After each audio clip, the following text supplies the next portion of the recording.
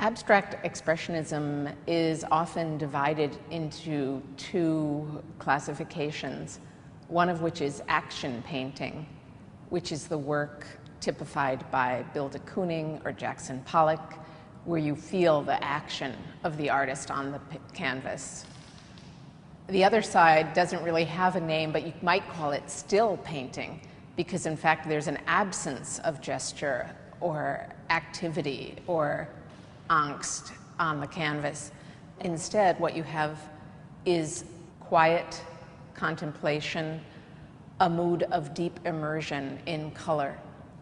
In a Rothko painting, you have 3 or 4 zones of different thinly washed layers of color, all interacting with each other in a subtle way, not like bold contrasts, but instead of almost swimming into each other to get your eye and your brain working optically to almost immerse your consciousness in these fields that Rothko has created.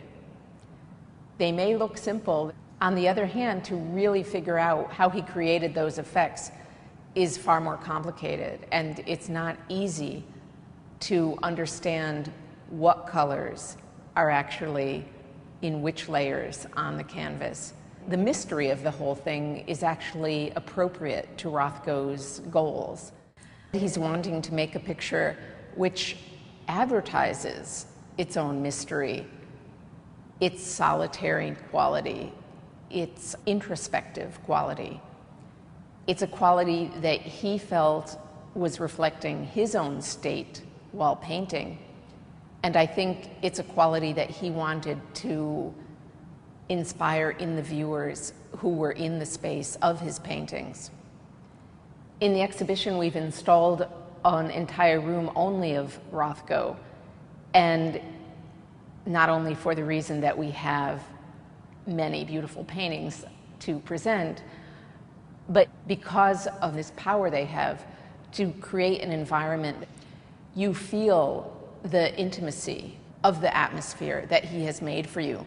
The point of Rothko's art is to provide a universe for viewers that they don't have in the real world. There is definitely a spiritual side to what Rothko was doing. It's not at all an ironic art or a kind of calculated, clever, sort of tactical art. In fact, one of the quotations of Rothko's that's repeated often is, "Silence is so accurate." What he was really doing was extolling the power of an abstract language to say so much more than words could do.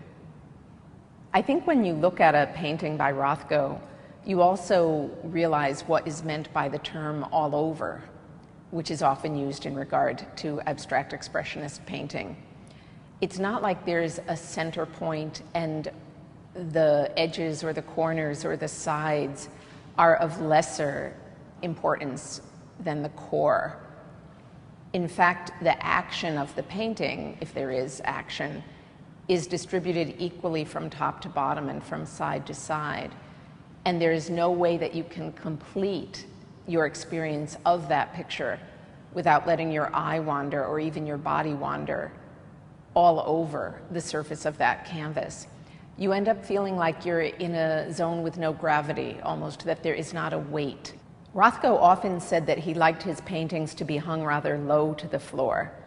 The reason for that is that he really saw these paintings as something that mattered in terms of the physical presence of the viewer. The physical presence of the viewer starts with their feet being on the floor, and he wants the paintings to not literally begin on the floor, but as close to that as is reasonably possible, so that you're almost standing in the painting rather than admiring some kind of separate object on the wall. Your space is the painting space, and vice versa. Like many of the artists in the abstract expressionist era, Rothko did not want his paintings to be framed.